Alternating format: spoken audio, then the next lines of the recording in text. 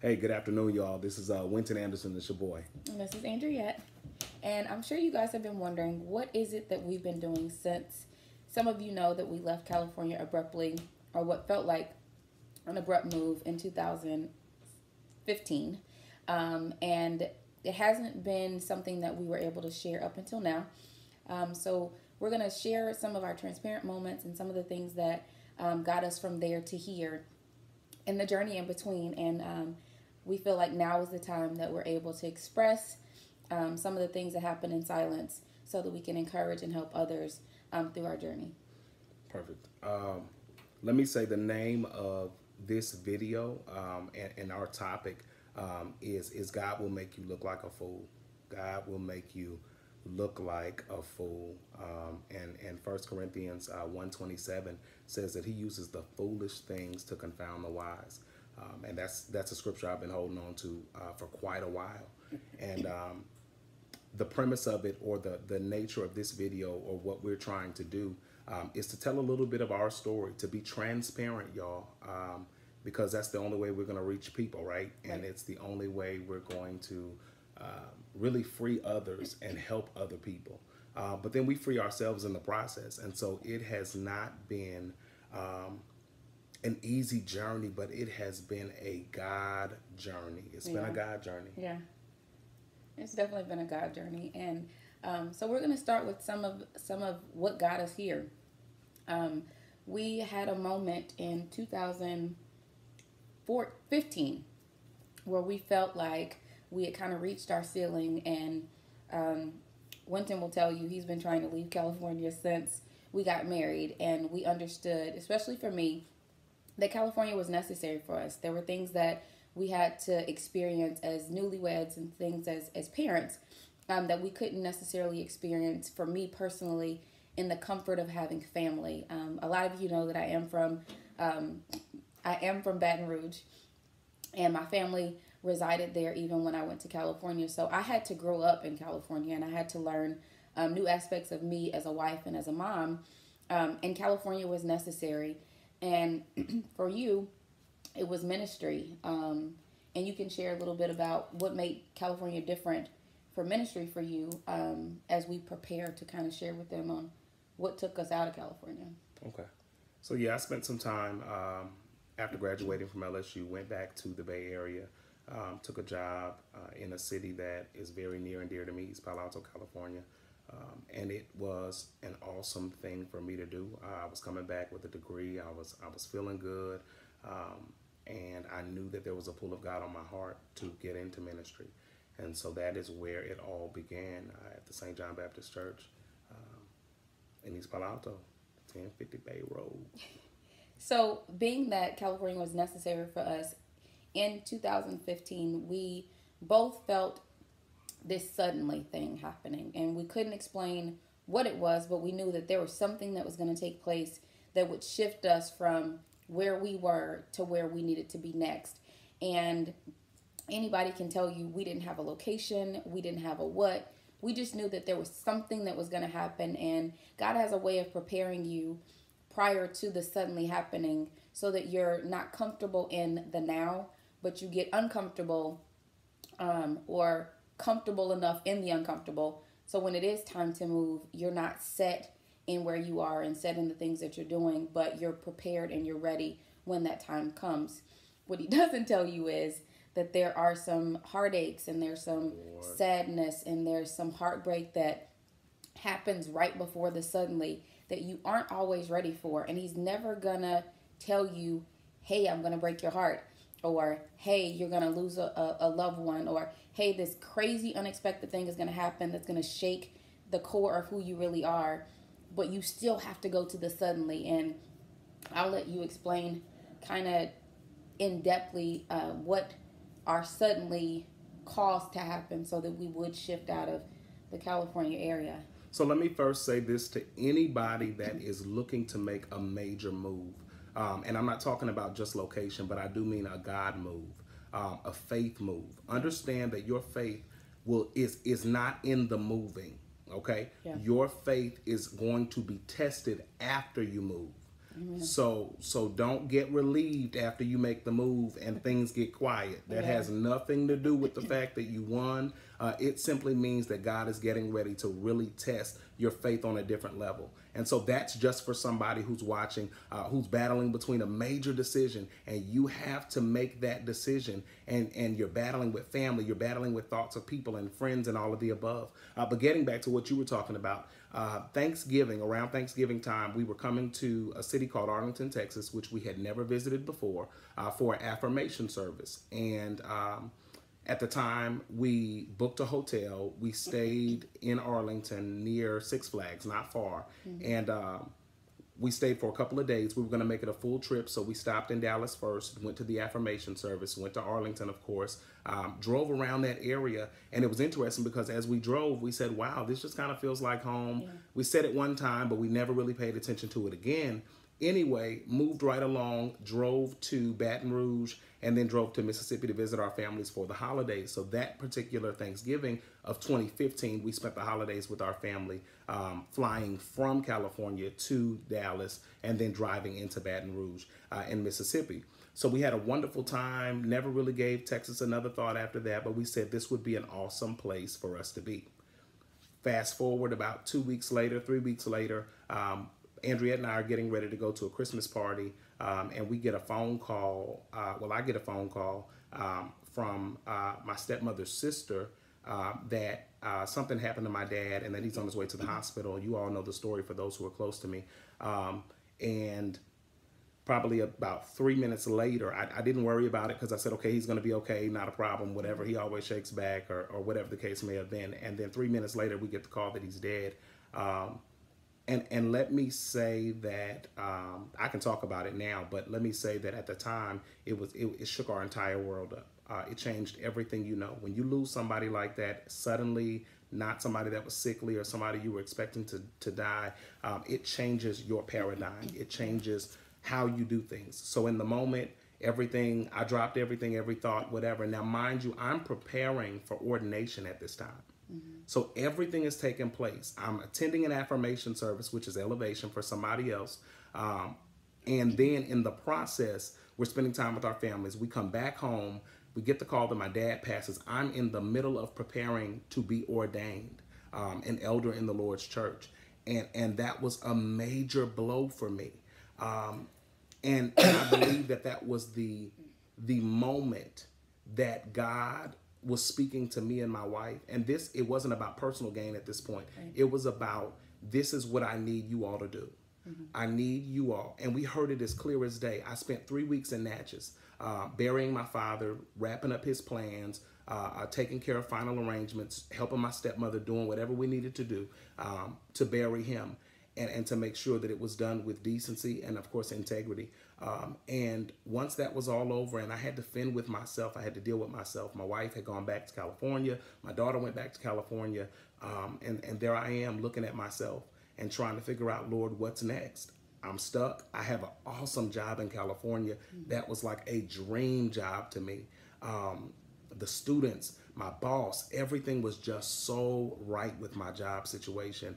Everything was right with her job situation. We get to California, I get back. I'm exiting my time as the president of the California State Baptist Convention, the young adults. And so that had been a rough transition anyway. And so leaving out of that, having to bury my father, doing all of these things back to back, I walk in the door from the airport. My wife looks at me and she says, it's time to go. And it was time to go. Where were we going? I have no idea. I will say that we both went back to work. And this funny thing is that my boss looks at me and she says, I'm sure you guys are trying to figure out what home means or where home is now. And I looked at her and I'm trying to figure out how she knows what I'm dealing with internally. And I call him and he says, I quit my job. And I said, I quit my job too. And and that was the start of us preparing January 1st to leave California by the end of the month. Still doing ordination, still trying to figure out. At this point, God hasn't said where we're going, but we know that we had a suddenly life happens that pushed us to a decision and a determination to either trust God with the unknown, and understand that all the pieces that played into us getting to that moment were necessary. And I still can't tell you where Texas came from. I literally think I sought God and said, show us. And surprisingly, we now live around the corner from the hotel that we stayed in, for an affirmation service for our now pastor. Never thought about it until we landed here that, wow, that's the hotel. And we see it pretty much every day. Every day. So what was home, God will show you a glimpse of what's next without you even knowing what it means in the moment.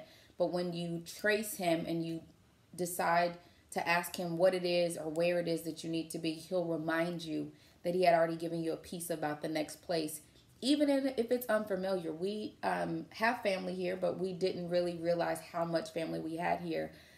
So fast forwarding to that, we had 30 days to pack up a condo, find a new place to live. Mind you, we never came back to Texas until we moved here. So we found a place to live, not knowing where it was. We sent our daughter with her grandparents for a month and had an excitement on the inside because we were 29 and 28 at the time. And we were so confident that we trusted God enough to leave everything that was familiar to go across the country. And that's where life really started to cause us to go through some things for the sake of the call. And in moments where I would say we got here February 2nd, and from February to April, life was good. Yeah. So y'all heard it right. Just to make sure, we left California. We left our jobs, which were wonderful jobs with great benefits and gave us the security we needed. And we had to leave California because I heard God say go. With no plan. With no plan. No plan at all. So again, I tell you, God will make you look like a fool. I'm telling you. And I say this because I battled so many people. Y'all don't even realize how many people of faith who said they were of faith came to me in the process and said, this ain't God. You don't want to do it. It's not going to be good. You need to stay where you're at. How are you going to quit your jobs? Right. How are you going to move these girls across the country with no stability? And one of the things that I have to say to somebody that's watching, if God is in it, trust me when I say there's no confusion. So when people want to get in the middle of things and maybe make you believe that you didn't hear God the right way, you can't afford to listen to that. If you know you heard God, you have to go. So we left. We got in our cars. We packed up our 2 cars. What could not fit, we left. With the moving company, we left. Yeah. And the Cambodians from across the street came and got the stuff that we put outside because they knew it was good stuff, y'all. We didn't have it wasn't cheap. It was good stuff. But nevertheless, we did that all because God told us to, y'all. And so it looked crazy. It looked wild. We didn't give it a lot of time. Well, it was crazy. Yeah. And it was wild. Yeah. And we had no time. Yeah. But we got here with no job. We got the keys to our apartment and found out where it was the day we got here. And no jobs. I think I had 3 interviews. And the job I am on now, I know was God because he put people in place strategically to show me that he was going to take care of my family there. And I've been there almost 2 years now. But you talk about 6-figure incomes to moving to Texas and God showing you that you won't be in control this time. And you have to literally lose, look crazy, be silent, not say a word to defend your character or what you know you heard from God for the sake of being obedient and really trusting him. And trusting him is not, God, I trust you. And y'all know that was hard for me because, I got a response for everything.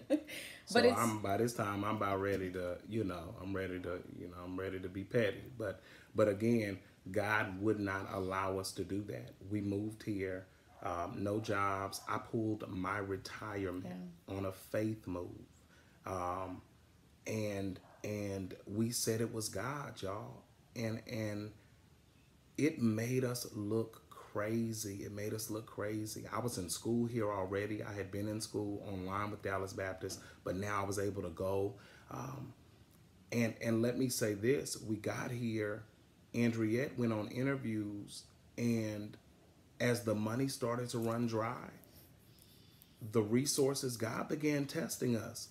You said you heard me. You said you were going to make a faith move. He began to test our faith after we arrived. And that is something that we have to know, is that he is going to test you. I couldn't land employment for a year. And the one job I did get was something that paid $9 and some change an hour. Yeah. And I said it was God, y'all. I mean, I said it was God, and I looked every bit of a fool. So then I go into a depression because I can't talk to friends. I don't want to tell them what I'm dealing with because they're used to me being strong. I'm the strong one.